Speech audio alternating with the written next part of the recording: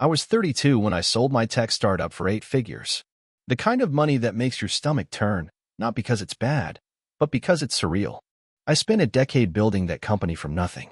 Slept under my desk. Ate canned soup for months. Blew through 2 relationships and most of my 20s. But I did it. I made it. When the deal closed, I didn't cry or party. I just sat on my porch with a beer, watching the sunset, wondering what it all meant now.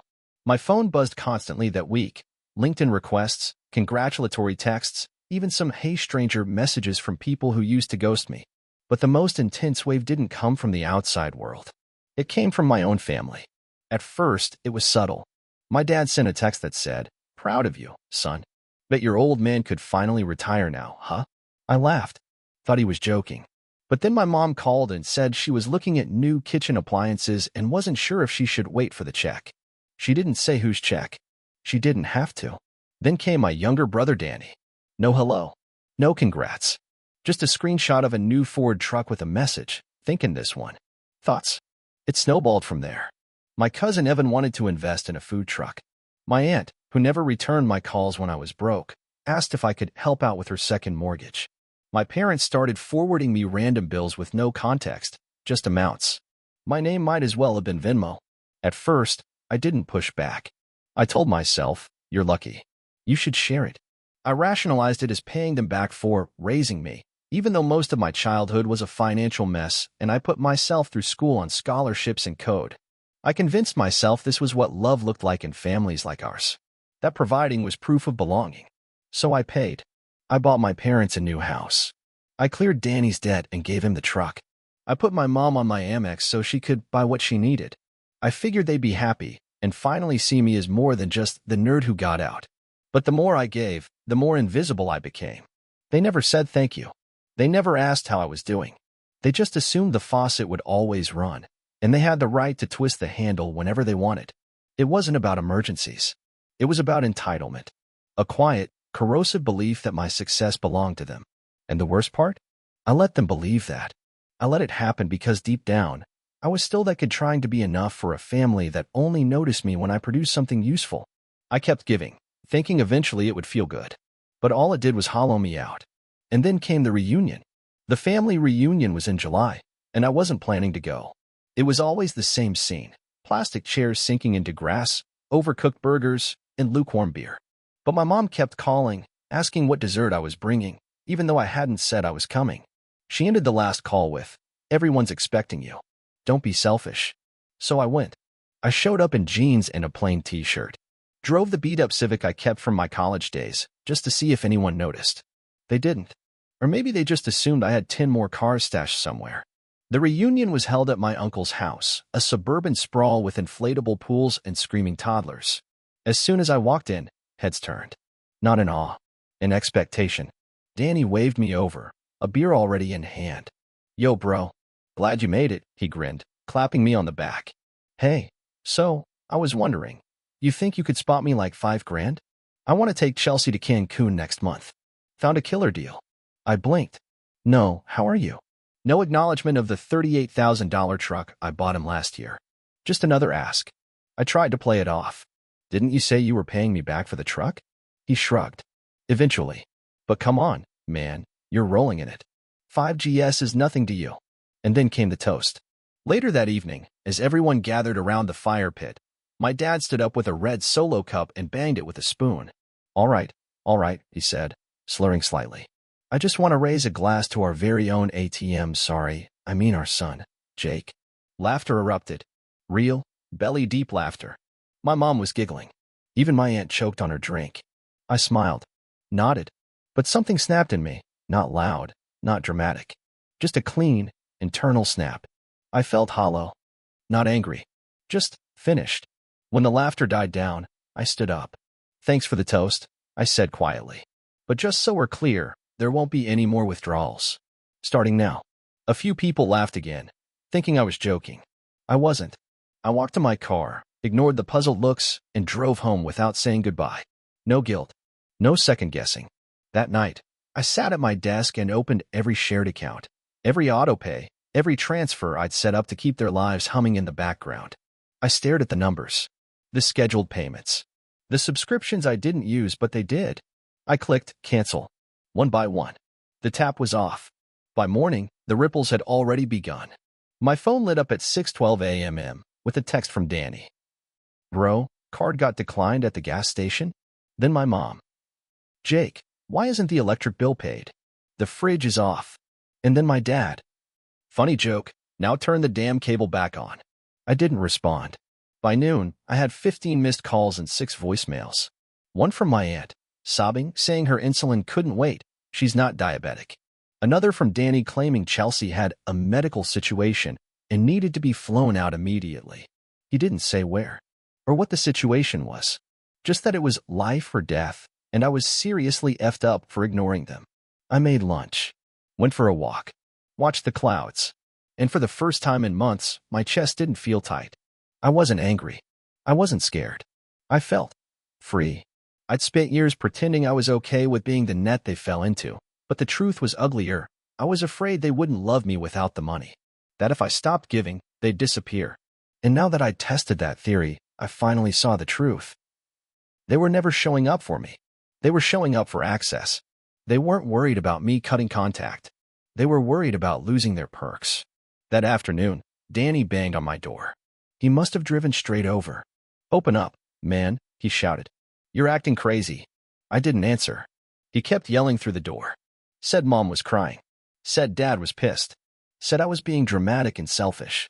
When he finally gave up, I watched him walk down the driveway, flipping me off before getting into his truck, the same truck I paid for.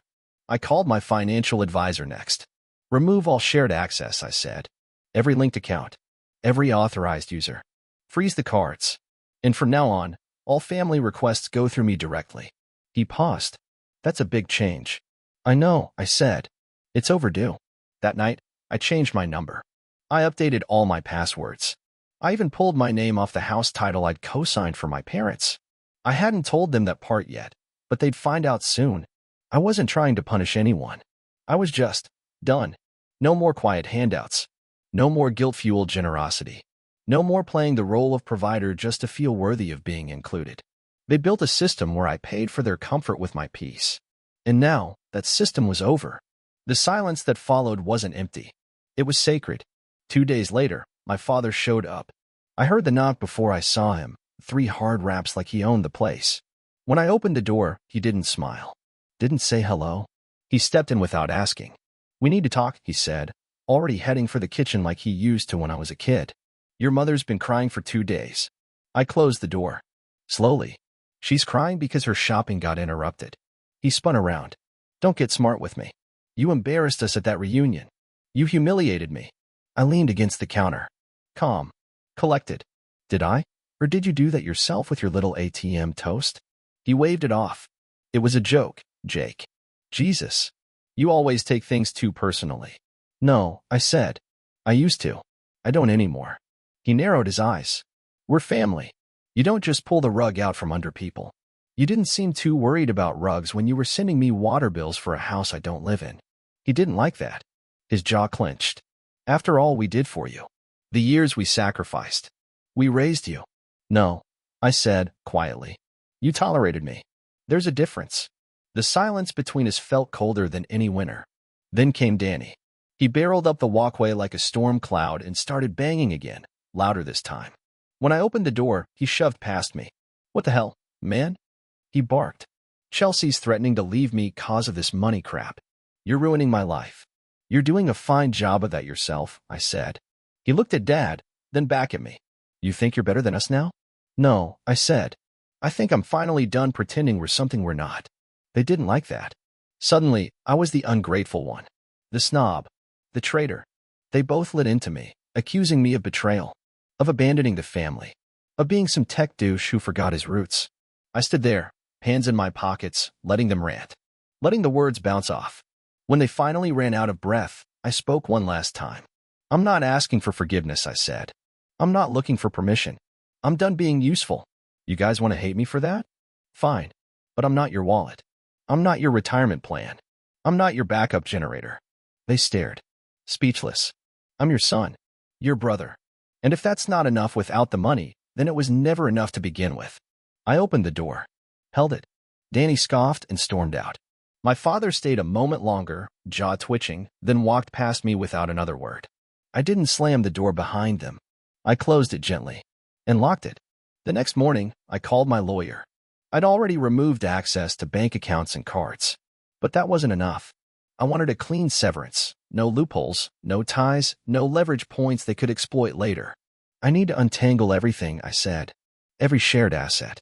Every cosign. Every contract. He didn't ask questions. He just said, understood. By noon, the paperwork started. My parents' house? I'd helped with the down payment, co-signed the mortgage, paid off their property taxes for 3 years straight. Legally, I had partial ownership. Now I was pulling out. That meant the bank would reevaluate their loan. Their new payments would spike. The car I bought for Danny? Technically under my LLC. I had it scheduled for repossession. The phone plans, the utilities, the emergency fund I'd kept quietly refilling for years? All gone. Emails were sent. Terms ended. Contracts canceled. I wasn't doing it out of spite. I wasn't angry anymore. I was just done pretending I owed them my life for surviving my childhood. My financial advisor sent over the final breakdown. No more shared expenses. No more invisible debts. Every cent I'd given them? Written off. Closed chapter. He ended the email with, "You're free now." I sat with those words. Let them sink in. It didn't feel like revenge. It felt like oxygen. They'd taken my generosity and twisted it into obligation. And every time I tried to set a boundary, they called it betrayal. For years, I believed that love meant sacrifice, that if I just gave enough, I'd finally be seen. But it was never about love. It was about leverage. And now, there was nothing left to take.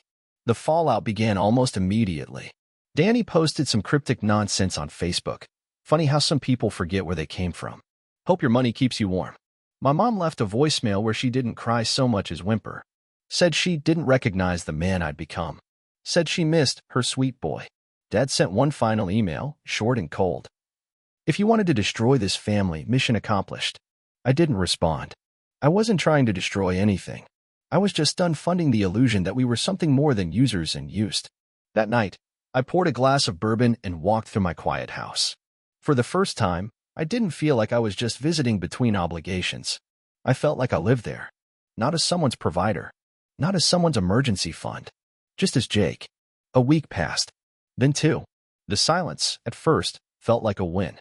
A sign they were finally backing off. But silence in my family was never real. It was just a pause before the next manipulation. Sure enough, it started again. A text from Danny. "I'm losing everything. Hope you're happy." Then, a string of missed calls from my mom. Her voicemails were an emotional buffet. Sobbing, guilt, half-prayers. One message began with, "I just don't understand what we did to deserve this," and ended with, "You think money makes you better than us?" But the worst came from my father. Not a call. Not a voicemail. Just a single, loaded text. "We raised you." That line sat in my chest like a stone. I stared at it for hours. Not because it hurt, but because of how deliberately it was designed to. "We raised you." Not, "We love you." Not, "We're sorry." Just, "Here's the receipt. Pay up." And I laughed. Not because it was funny, but because it finally made everything make sense. They never raised me to be free. They raised me to be useful, obedient, productive. I was their project, and once the project started generating income, they treated me like a dividend.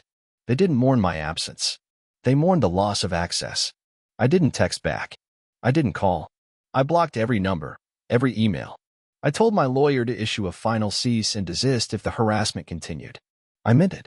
The old me would have felt guilty, would have wondered if I went too far, would have sent a check to keep the peace. But peace bought with compliance isn't peace. It's silence dressed as love. I wasn't buying it anymore. That weekend, I drove out of the city. No destination. Just a need to move, to breathe. I ended up 3 hours north at a rental cabin by a lake. No Wi-Fi. No cell signal. Just me, my dog, a fire, and a sketch pad. It was Christmas Eve. I sat by the window with a blanket around my shoulders, watching snow dust the trees. I didn't feel sad. I didn't feel alone. I felt still. No one was asking me for anything. No one was calling with demands or fake emergencies. I wasn't performing. I wasn't providing. I was just being. And that felt more like love than anything I'd known from my family in years. The cabin stayed quiet through Christmas morning. I made pancakes, burned the first batch. My dog snored under the table, belly up and peaceful. No blinking lights, no gifts, no carols. Just snow and silence, and for once, it was enough. There was no dramatic epiphany, no tears, just a slow, steady realization. I was finally living a life I didn't need to escape from. For so long, I believed I had to earn love. That love came with strings, with sacrifice. That I had to prove my worth by bleeding for it. But here, in this quiet, I saw how much of myself I'd spent trying to be indispensable, needed, necessary. And now, I didn't need to be needed anymore. I'd listed the house when I left, told my realtor to price it to move. I didn't want the space. It held too many echoes. Too many dinners with passive-aggressive jabs and one-sided generosity. Too many nights I lay awake, wondering how to say no without being exiled. Let them exile me. I wasn't interested in being loved for what I could give. By New Year's, the family thread chat I'd muted for years finally dissolved. No one messaged. No one asked where I was. I imagined their anger had calcified into silence, a cold sort of punishment. But it didn't feel like punishment. It felt like clarity. They weren't grieving me. They were grieving the faucet, the convenience, the guilt-free lifeline that I had willingly played. But I don't blame them anymore. I enabled it. I taught them that love meant access. I thought if I gave enough, they'd finally see me. Now I know better. Love doesn't demand performance. It doesn't mock or manipulate or tally receipts. It doesn't ask you to sacrifice your sanity just to keep the peace. Love shows up, even when the money's gone, even when the credit cards are canceled and the house isn't co-signed. And if it doesn't, then it was never love in the first place. I'm still figuring out who I am without the role I played for so long. Provider, fixer, favorite. But I like this version of me. The quiet one. The one who draws again.